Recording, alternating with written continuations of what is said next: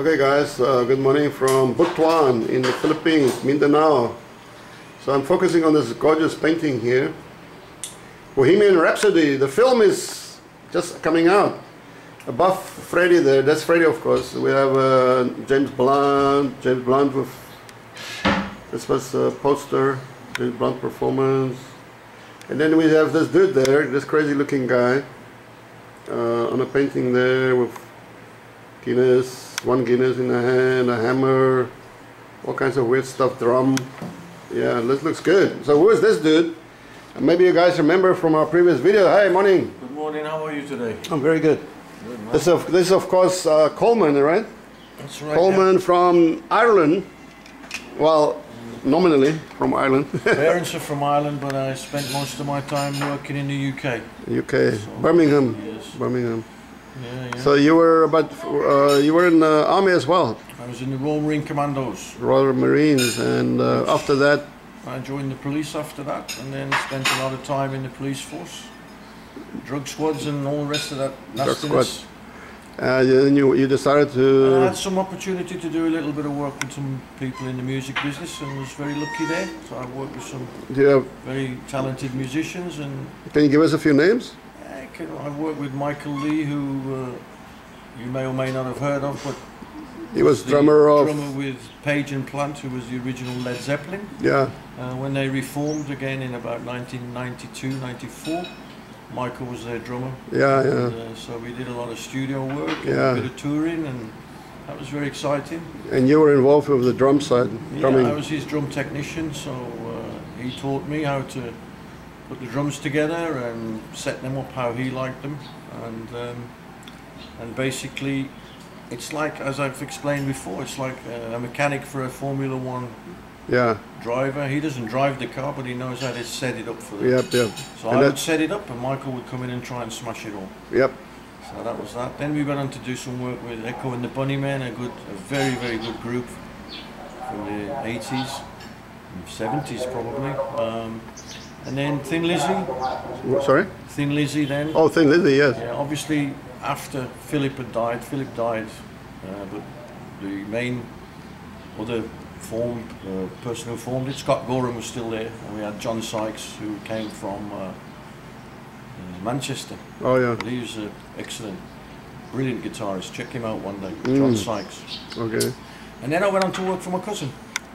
So I did some touring with him. He's now very, very successful. He's James Blunt's main drummer, and he's also now touring at the present time, and has been for the last 3 years with Robbie Williams. Okay, yeah, he's the one you showed me last night, Carl Brazil. Carl Brazil, yes. He's another drummer. Another drummer. Check him out. Check his websites. And if you're interested in drumming, drop him a line. He's always very, very helpful. Oh. And will always be prepared to share his experience and share his... Yeah, he's on YouTube.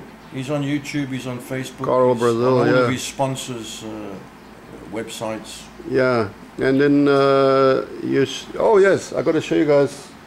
I got a very nice T-shirt. Oh yeah, right here in the bag. I just kept it here. I'm gonna put it up on display at Club Safari. Maybe, oops, no, it's not the one.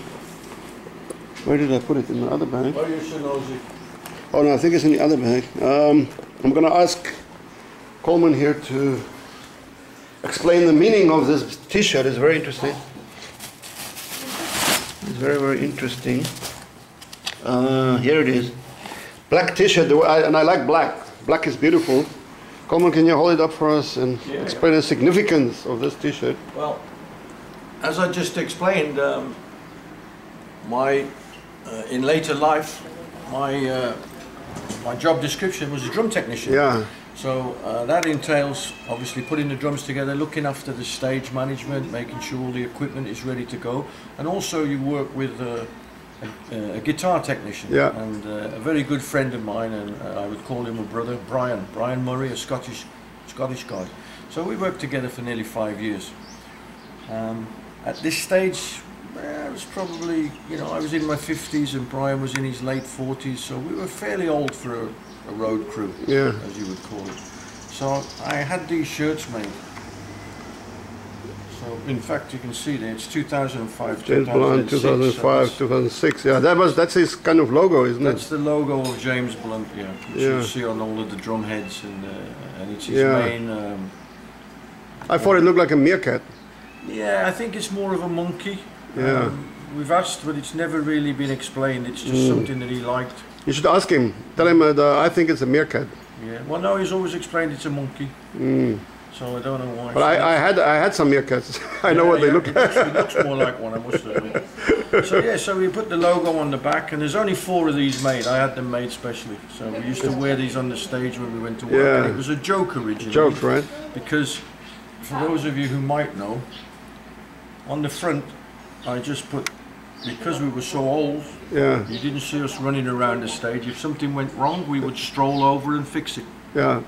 You want to rush along. None of this diving around and jumping around. So Stana is a company that supplies stair lifts to people who are not able to walk upstairs or do too many steps. So that's the joke in that. And I don't think I need to explain. So yeah, we wore them the first day of the tour when we regrouped, and James saw them and was laughing and found them so funny, and we said, we only wore it, doing sound check for some fun. He said, no, you'll wear them all the time. So we wore them during the show. You got the seal of approval from him. So I'm quite happy to have that displayed. Very good. I'm going to hang this up in Club Safari, and I'm the owner of one of only 4 of these. Historic. I've got another one, and Brian's got 2 somewhere in a box, I would presume. In a box. Well, I'm going to hang this up at Safari, guys, with the little story at the bottom. So James Blunt, we were discussing that last night. Very interesting guy. He was an officer in the British Army. He was a captain in the British Army, yes. The tank commander. Tank commander, and also horseback. Horseback. So he spent time at Buckingham Palace as a guard. Queen's protection. And also, obviously, Bosnia was the main unfortunate place that he spent a lot of time in. So yeah, he wrote an amazing song about that. If you've got at any time, check out No Bravery. No bravery. Yeah, No Bravery. Right, we were listening to that. A really nice song. The video to No Bravery. That's my wife there talking in the background. They're talking to the cats, I think. Or they're not talking to themselves. I hope.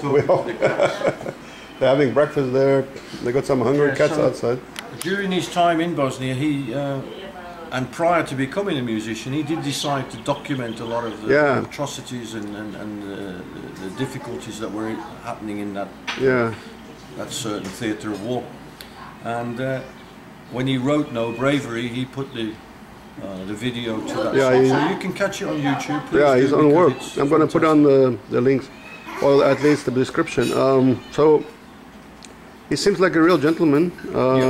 And a very nice person. He's a very nice person, and no airs and graces. He's just a very nice person. Yeah, and he's very talented songwriter. Very talented. Good with all of his, he's not one of these, like, the terminology within the business is LSD. Well, believe me, that's nothing to do with drugs. That's to do with lead singer's disease. Yeah. And you find that, with a lot of groups and bands, and when you're touring, there's lots of friction between all the different egos that are on the... Yeah, because a lot of this is probably drug fueled as well. Yeah. They all go literally and figuratively on their own trip, right? Yeah, it's drugs and alcohol mainly. That's the business. Yeah. But it's not. When you get somebody like James, he's just he travelled with us, always travelled with us together. Yeah. Even on the tour bus. Yeah. There was no separate bus for James. There was no separate limousines or anything like that. Wherever we went, he came with us. Right. If we were on business class, he was in business. If we were in economy, we were all in economy. Really? Yeah. So that's amazing. He's just he's a man's man. He's a leader. He's a man's man. And you can tell that. One of the things an officer or even a soldier in the British Army is man management. It's managing your men, and he actually used the whole tour and all of the band and the support staff and the lighting and the sound engineer. We were his little army. Yeah. And so we worked as a little army. Yeah, we yeah, worked yeah. together as a band of brothers. Yep. And it was, That's the way you should do it, huh? Really good time. It was a fantastic adventure for everybody. For everybody. And I think your wife met him as well. Yes, she's met And him. your daughter. Pooja, do you remember James Blunt? What's his big song? Okay. So Pooja, she knows about James Blunt as well. She met him as well, I guess. No, not yet. Oh, No. no. Marisol was when we were working in Dubai. We did a couple of festivals in Dubai, the jazz festivals, 2 or 3 years. Okay, this is Marisol, by the way, guys. Say hello. Hello. Hello. How are you? She met James Blunt, huh? Who's your boyfriend? James Blunt. Was she starstruck? She's got her photograph too. Okay, okay. Yeah, so it was very exciting, and I'm just so pleased for the man because Yeah. he's just a top man. There's the cats now. This cat is always confused. He wants to be in, but he... There you go, Really there you much go. She wants to Confused little cat. The other person that I remember you mentioned was a lady called Lulu. Yeah. Scottish lady, right? She's a Scottish lady. Excellent. Again, a top professional. Top professional lady. Had some fantastic success. She's been doing this business for Since the since she's 60s. probably 15 or 16 years of age. One of my favorite songs was Sidney Poitier, Yeah, To Sir With Love. To Serve With Love. That's one of my absolute favorite songs. Amazing song. What you asked me the question, and what people probably don't understand about the music business sometimes is that, and I didn't know till I worked with Lou, but she wrote a very, very, very successul song, her and her brother Billy. Yeah. And the song she released herself in the, I think maybe the 70s or 80s maybe. Yeah, And it was called I Don't Want to Fight. yeah. And it bombed. Bomb. And she says, she said, I wrote it, me and Billy wrote it, and she says this during the show. She said it bombed, nobody Yeah. liked it. She said, but then this beautiful, wonderful lady called Tina Turner Took picked it up. and it was mega. So that's something to write a successful song like that is an amazing thing to do in life. So she has real talent, huh? She's great talent, and she's just a wonderful, lovely person Yeah, as well. yeah. So again, check Lulu out online. Lulu, yeah. She's still touring a little bit now. The last time I heard, she was going to do some sort of a theatre show in London. Wow. So she was going to be in one of these Yeah. musicals. Something like Marianne Faithfull had a little I think she drama theatre or something. Well, the guy that I mentioned earlier, Brian Murray, who's James's guitar technician from day one. Yeah. He's been with us from day one. One of his previous bosses was Marianne, and so if he wasn't working with James, he would go and do. Marianne little, Faithfull. shows. What was she like? I never met her, but he always spoke very, very highly, very, very highly of her. I think one of the things was she liked to smoke. Yeah. She smoked cigarettes. And Yeah. a lot of the theatres and stadiums, well, not stadiums, a lot of the theatres and music venues now are no smoking. So they used to have a battle most nights because she would say, "Listen, darling, I'm smoking, or the show doesn't go on." So Brian used to have a few fisticuffs with the security here. Good stories. Good stories. Good stories. She was a heavy druggie at some point as well, huh? I think in the early days, maybe, but that 60s time was. What's the time? Was Yeah, the time. what's the And a lot time? of groups. So those were the interesting days. Now you're kind of totally retired from all of that. Yeah, I don't do any of that anymore. You're not in the army, not the police, no more traveling. So what are you doing these days? Well, I'm just relaxing as much as I can. Which is the best thing to do, I isn't drink it? a few beers when I can, and Yeah. meet interesting people like you, and We had quite a few beers actually, and some gin mixed in. I hope to keep that up, But, yeah. And you were helping your wife to run her little Yeah, business. We're just ticking along here and trying to earn a crust, and we'll just keep doing that. Yep. I'm very happy with my lot at the moment, and yeah, it's good. It's good. But I still see, a lot of people from the music business. Still keep in touch. Obviously Carl Brazil is my cousin, so we're in touch Yep, all the time. yeah. So he's in South America now. I thought it was South Africa when I said to you the other day. But they're touring Chile. They're in Chile at the moment. Chile, huh? So Wow. that's with the final part of the Robbie Williams Robbie tour. Williams. It's called the entertainment tour. So you wouldn't normally expect Robbie Williams to be very popular in Latin America, right? Is there any? You'd be very, very surprised how a lot of these. James is big in South America. Wow. Yeah, you'll be very surprised. Where music will get everywhere. Yeah. Music will get everywhere. Yeah, you're right. I mean, you look at this, what's this lady down? She's from Colombia or Shakira? Yeah, all of them. I mean, It's just all worldwide. Yeah, I'm not really up to date with the newer ones of today, as I don't really listen to. Shakira had the great song Waka Waka. Well, but that's a rehash of an old song. But that was for wasn't that for the World Cup in South Africa? Yes, yes. So that's. But the funny part is 8 years ago. 8 years ago, and the funny, and it's still popular here in the Philippines. Yeah.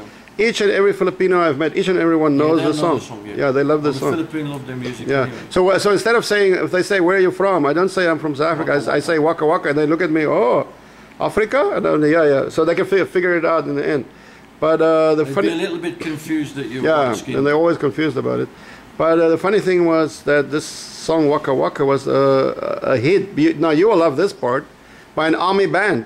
Okay. It was originally composed by an army band from Cameroon. Okay. Cameroon, and it was, I think, released in French or French, English, or whatever. And it sounds quite different actually when they played. It was a great song. It was very successful. It was good for the World Cup. And it was in 1980. It was originally released. Okay. So she grabbed all of it. When was the South Africa World Cup? 2010. Was it 2010? Yeah, 2010. Around that period. Or 2012. 2010 or 2012. Anyway. No, because they've just had one recently, so it must have been. Oh yeah, so it's 8 years ago. Yeah. That's got to be 2010. Yeah. Great song. It was very successful. I think it was probably one of the more successful World Cup songs recently. Yeah. The industry is really. And so, how about little Pooja? Does she have any singing talent? Not Pooja? really. She likes to sing. She likes to hum along. Yeah, and she likes to dance around. Yeah. She's always doing the dancing at school. She likes to clown around, but she's not getting too serious. Maybe she needs training. She goes running with her cousin and gets sore legs. Sore legs. And she spends most of her time looking after her cats and her dog and her fish. She's got a bunch of cats and fish, and she's very conscientious. She's washing the dishes, right? But not today so much, I think. Today's a day off. I think it's today she wants to take a day off. Yeah, Sunday. She'll get ready for church. I'll do the dishes. Oh, talking about clouds. Suddenly it's getting a bit cloudy here, guys. I'm gonna have to get on this iron steed outside the window and make a move pretty soon. I'm gonna have to drive this back all the way to. And you said you're gonna swing by, or at some point, I'm hoping to do that. Yeah, hopefully before Christmas. You know? Club Safari, man. Yeah. Gotta come. Oh, well, the rainy season is really approaching. Franco has to go before it gets too rainy because you don't want to be on that bike in the heavy rain. The rainy season is approaching here in Mindanao now. So, by the way, let me ask you quick, because a lot of foreign I meet and they send me messages. Is it safe in Mindanao? What do you think? Well, my simple answer to that, I've worked in security. I've worked in, that side you were in Northern Ireland and all of that. I worked in that side of the business. If you read the British government, I'm not saying the British government are wrong, because who am I to say that? But if you read the advisory bulletins that they put out in the British government, they would advise you not to travel anywhere within the Philippines, and especially not to travel to Mindanao. All I can say is that I feel much safer here than I would if I was in either London or Manchester or Birmingham, where I come from originally. Really? Yes, it is under martial law, but it's not a full martial law as such, The police are just carrying out their normal business. They're trying to do a few stop checks here and there. It doesn't affect us in any way. If anything, it makes you feel safer. Safer, yeah, indeed. When the Filipino people themselves, they're very polite. Most of the people you meet in the bigger cities, they're going to be very polite. Are there bad areas? Yes, there are. There's certain areas that I wouldn't wish to go to on my own. I wouldn't like to sort of go off driving into the mountains. I do that, by the way. You'll do that, but I wouldn't be too. Until you know the ropes. It wouldn't bother me too much, but of course, no, it's true. If I don't need to. If I go to Birmingham, probably I would ask you, hey, where shouldn't I go? There'd be certain places where I'd say, you know what, it's not a nice place to go to. So even I feel intimidated in Birmingham in some places. But that's no different than any other big city in the world. If you go to Manila, you go to New York, you go to any of London, Dublin, London, Hong Kong, anywhere in Europe. There's always little pockets of badness. But with Mindanao and with the Filipino people in general, no. Here in Butuan, you can basically walk anywhere. I mean, you're in a very well, not isolated, but just quiet area. At night there are no street lights, and you can easily walk around freely. And have you ever suffered any crime or attacks or kidnappings or anything like that? Nothing like that at all. Not even felt threatened. Not even felt threatened. Yes. No, not even an attempt. No. I mean, when I first came, I used to get a bit uncomfortable because Yeah. if I'd go out for a meal or a beer, everyone stares, but that's only because you're 6'3" and you've got grey hair and you're white. Yeah, They're not looking at you because they're aggressive. animosity. Yeah. They're looking at you because they're just interested. Curious. So no crime attempts, no kidnapping attempts, but a lot of people, I get some crazy comments. There are 300 armed men that will kidnap you and cut your fucking head off and shit like that, you know. And I'm saying, well, I've never seen these 300 armed men anywhere, but I'm not. Yeah, like you said, surely there is some danger here and there, but Well, you know,